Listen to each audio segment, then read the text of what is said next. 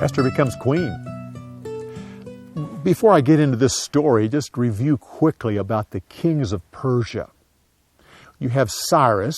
He was the one that conquered Babylon, and he was the one that allowed the Jewish people to go back to the land to rebuild the temple. His son is the one that conquered Egypt, but while he was away on a campaign, an imposter took over the kingdom, and he's the one that told the people to stop building the temple. The son came back to reclaim his temple, but accidentally his kingdom, but accidentally died along the way in an accident.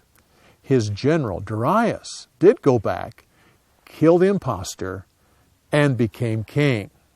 He's the one that told the Jewish people they could finish building the temple. And he was Darius the Great. It was his son who was the king during the time of Esther. Ahasuerus is how some people say his name, and Xerxes. Now, as we get to his son, Artaxerxes.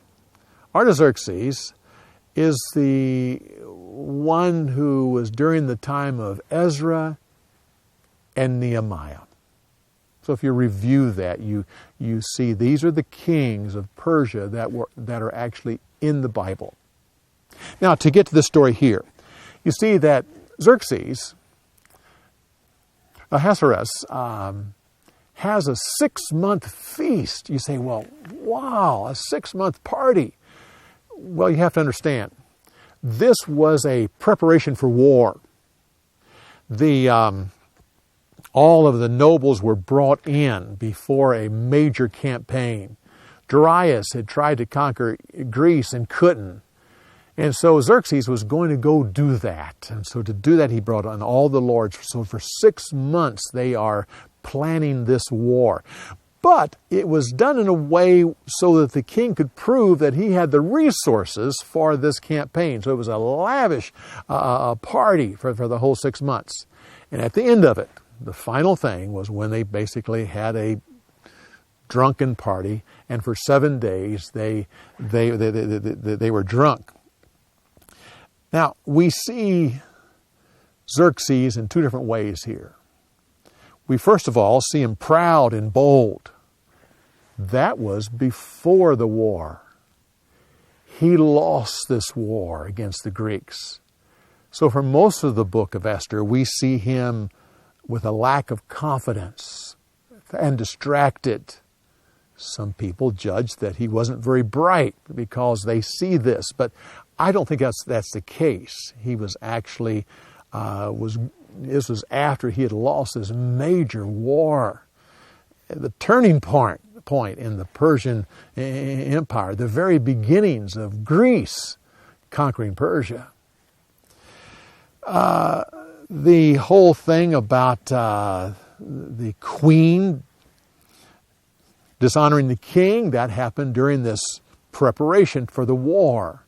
The decree went out to bring in the virgins before the war. They were going through their purification time while the king was away.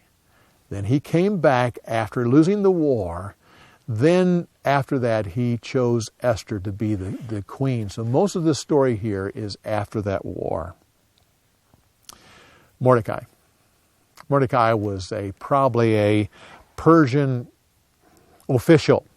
Scripture says that he sat at the king's gate. That was a place of honor. Haman. Interesting about Haman. Jewish tradition tells us that Haman was a descendant of Agag, the Amalekites. The Amalekites were the ones that attacked Israel, the first people to attack Israel when they came out of Egypt.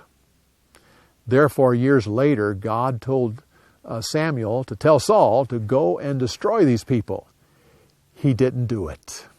Samuel himself killed the king. But Haman, according to tradition, is a descendant. So you have these 2 people groups that were at odds. More than likely, the reason why he wanted more than just Mordecai killed, he wanted the entire race to be destroyed. Probably goes back to this time. It makes a little clearer why God said to Saul, kill those people. If he had obeyed, maybe this story here wouldn't have happened. One last thing is that says that the decree went out quickly. Just thought it was interesting.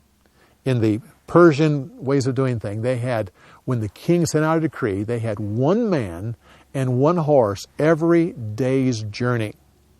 Kind of a Pony Express. The decree would go for one day, it would change man and horse, and it would just go on. So it could quickly go throughout the entire kingdom. Well, come back next week when we will finish giving the story insights about Esther. I think you will enjoy a few more facts about this wonderful story. We'll see you next week.